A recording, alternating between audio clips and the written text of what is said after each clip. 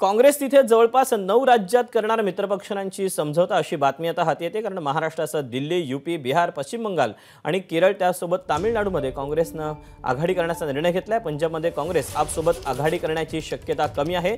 तर इंडिया आघाडीच्या जागा वाटपाबाबत काँग्रेसच्या समितीनं अहवाल तयार केलाय। हा अहवाल काँग्रेस अध्यक्ष खरगेंना देण्यात आलेला आहे।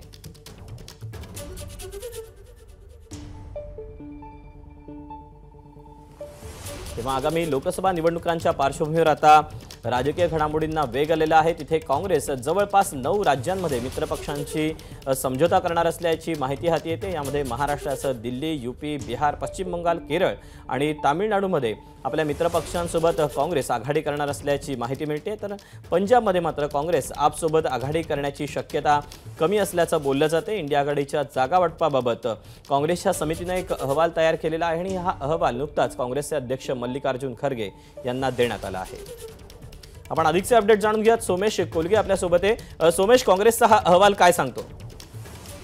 कालपासून म्हणजे कालपर्यंत काँग्रेसच्या विविध प्रदेशातील विविध राज्यातील जे प्रदेश काँग्रेस कमिटी आहे त्यांच्याकडून काँग्रेसने एक अहवाल त्यांच्या राज्यातील सध्याच्या काँग्रेसच्या एकूण ताकदीबद्दल आणि काँग्रेस कोणकोणत्या जागांवर लढू इच्छिते लढू शकते याविषयीचा अहवाल घेतला होता।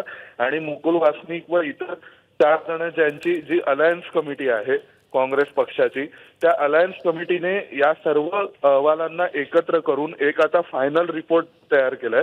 जो रिपोर्ट ते मल्लिकार्जुन खरगेंना दिला आहे।